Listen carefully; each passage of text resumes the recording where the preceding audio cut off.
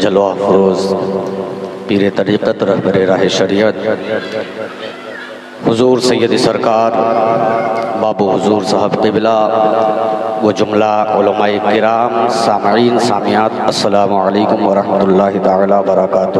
وعلیکم السلام ورحمۃ اللہ تعالی وبرکاتہ۔ نحمده ونصلی علی رسولہ الکریم اما بعد فاعوذ باللہ من الشیطان الرجیم بسم اللہ الرحمن الرحیم۔ قال اللہ تعالی فی القرآن العظیم یا ایہا الذین آمنوا اتقوا اللہ وکونوا مع الصادقین۔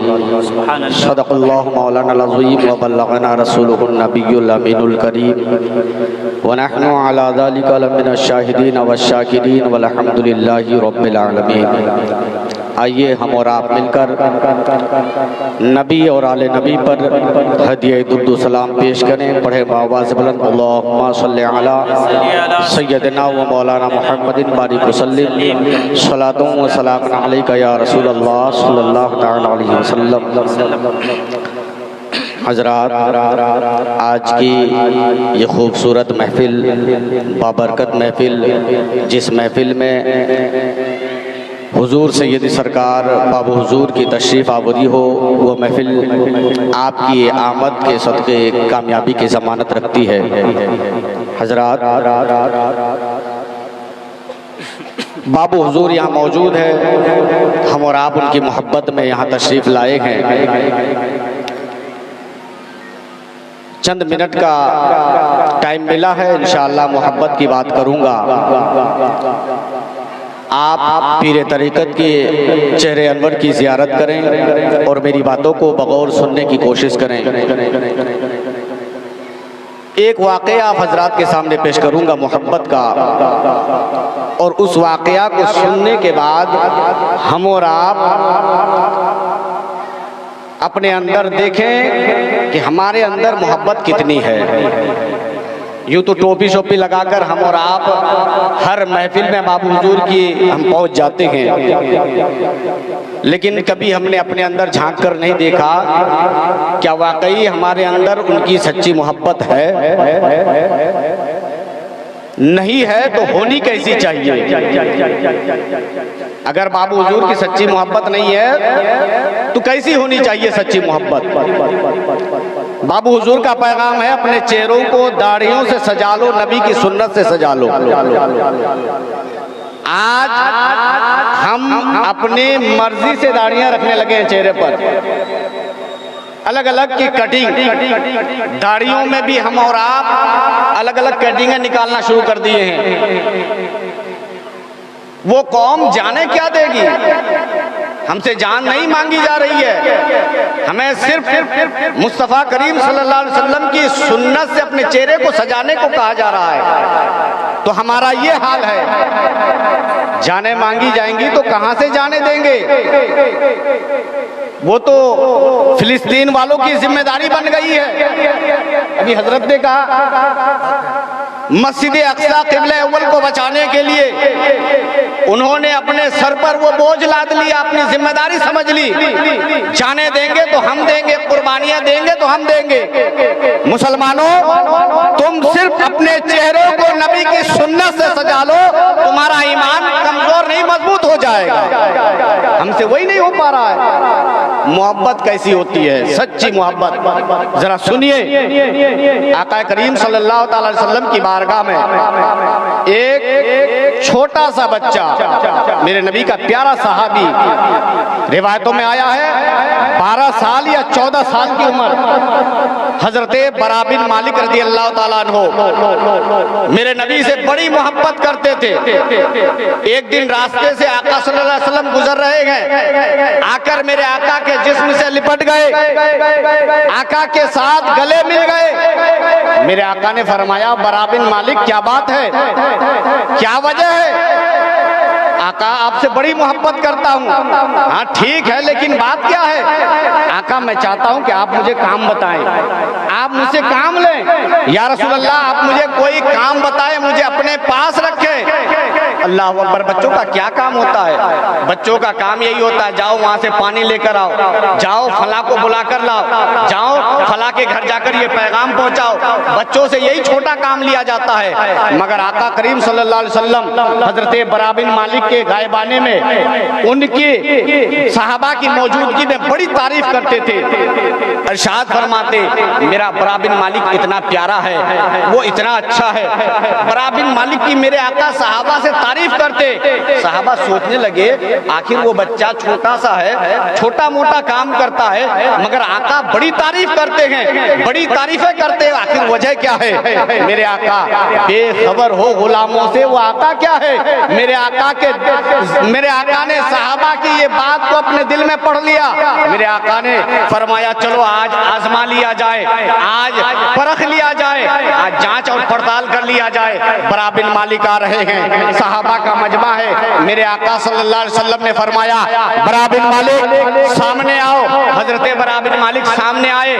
میرے آقا نے ارشاد فرمایا مجھ سے سچی محبت کرتے ہو؟ یا رسول اللہ فدا کا ابی و امی, میرے ماں باپ آپ پر قربان, میں آپ سے سچی محبت کرتا ہوں. سچی محبت کرتے ہو؟ ہاں یا رسول اللہ سچی محبت کرتا ہوں. آقا نے فرمایا پھر جا اپنے باپ کا سر کاٹ کر لیا. اللہ اکبر کبیرہ. اپنے باپ کا سر کاٹ کر لا. محبت کا تقاضا ہے, چوں چرا نہ کیا جائے, سوال نہ کیا جائے, یہ محبت کا تقاضا ہے. یہ نہیں پوچھا یا رسول اللہ وہ تو میرا باپ ہے, میرا باپ ہے, کیسے سر کاٹوں گا؟ نہیں, آقا نے فرمایا سر کاٹ کر لیا.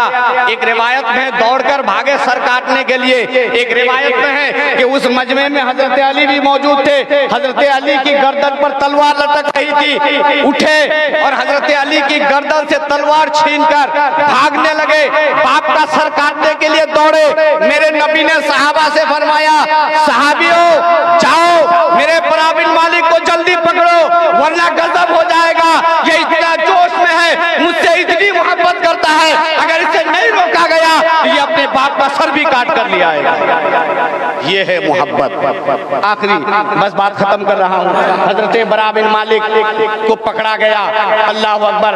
کچھ دن گزرے تھے کہ بیمار ہو گئے. میرے آقا صبح بھی جاتے شام بھی جاتے, حضرت برا بن مالک کو دیکھنے کے لیے جاتے, ذمہ کر کے آتے. ایک دن ایسا آیا میرے آقا گئے اور جانے کے بعد میرے آقا نے برا بن مالک کے باپ سے کہا اے مالک آج شام کو تیرے بیٹے کا انتقال ہو جائے گا, لیکن شام کو جب تیرے بیٹے کا انتقال ہو تو مجھے خبر کرنا, میں عیسیٰ پڑھوں گا, میں اسے قبر میں اتاروں گا, میں اس کی نماز جنازہ ادا کروں گا. حضرت برا بن مالک نے سنا اپنے باپ کے کان میں میرے آقا کچھ کہہ رہے ہیں. میرے آقا تشریف لے آئے, اپنے باپ کو قریب بلایا, عرض کیا ابا حضور آقا کیا فرما رہے تھے, میرے نبی کیا کہہ رہے تھے؟ باپ نے کہا بیٹا یہ تیری بات نہیں ہے, یہ تیری بات نہیں ہے. حضرت برا بن مالک نے ضد کی ابا بتایا جائے بات کیا ہے؟ باپ نے کہا بیٹا بات اصل یہ ہے آقا فرما گئے ہیں کہ آج شام کو تیرا انتقال ہو جائے گا, آج تو اس دنیا سے رخصت ہو جائے گا. اور میرے آقا نے فرمایا کہ بیٹا جب تیرا انتقال ہوگا تو میں آقا کو خبر کروں, میرے آقا آ کر جنازہ پڑھائیں گے. آج پوری دنیا ان کو بابو حضور کے لیے یہ خواہش کرتی ہے, پورے علاقے والے چاہتے ہیں کہ کسی نیک کام میں بابو حضور کی شرکت ہو جائے تو کامیابی کی ضمانت بن جائے گی. واہ رے حضرت برا بن مالک. حضرت برا بن مالک نے اپنے باپ سے کہا ابا میری آخری خواہش آپ پوری کر دیں, کیا آپ میری آخری بات سنیں گے؟ آپ نے کہا بیٹا کیا ہے تیری آخری تمنا, کیا ہے تیری آخری خواہش کیا ہے؟ حضرت برا بن مالک نے عرض کیا ابا جب رات کو شام میں میرا جنازہ اٹھے, جب میرا انتقال ہو جائے تو میری خواہش یہ ہے کہ آپ نبی کریم صلی اللہ علیہ وسلم کو خبر نہیں دیں گے, آپ میرے آقا کو خبر نہیں دیں گے, آپ چپ چاپ رات کے اندھیرے میں میرا جنازہ اٹھا کر قبرستان لے جائیں گے, جنازہ پڑھا کر مجھے دفن کر دیں گے, ان کو خبر نہ دینا.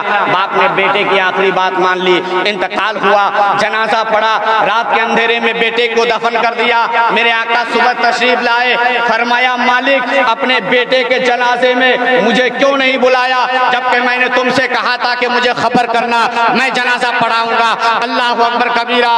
باپ کے آنکھوں میں آنسو, عرض کرنے لگے یا رسول اللہ میرے بیٹے کی یہ آخری خواہش تھی کہ میں اس کے جنازے میں آپ کو نہ بلاؤں، کیوں تیرے بیٹے کی یہ خواہش تھی؟ عرض کی یا رسول اللہ بات اصل یہ ہے کہ مدینے کی جن گلیوں سے آپ میرے گھر آتے ان گلیوں میں یہودیوں کا گھر پڑتا ہے، ذرا ذہن کو لے جائیے فلسطین کی طرف، کل بھی مسلمانوں کے دشمن یہودی تھے، آج بھی یہودی دشمن ہے، آج بھی مسلمانوں کے دشمن ہے۔ میرے آقا سے عرض کی یا رسول اللہ جن گلیوں سے آپ گزریں گے ان گلیوں میں یہودیوں کا گھر پڑتا ہے، اور میرے بیٹے کی تمنا تھی کہ میرے بیٹے کی خواہش تھی کہ میرے آقا رات کے اندھیرے میں ان گلیوں سے آئیں گے، میرے آقا کو کوئی یہودی تکلیف پہنچا دے، میرے جنازے میں میرے آقا آئیں گے کوئی یہودی تکلیف پہنچا دے، یہ میری محبت کو گوارا نہیں۔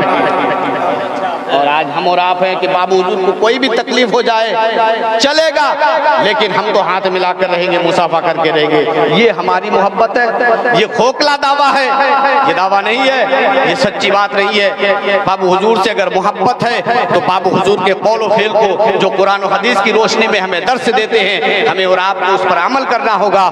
اللہ رب العزت کی بارگاہ میں دعا ہے مولا کریم آپ کو ہمیں ان چند باتوں پر عمل کی توفیق عطا فرمائے۔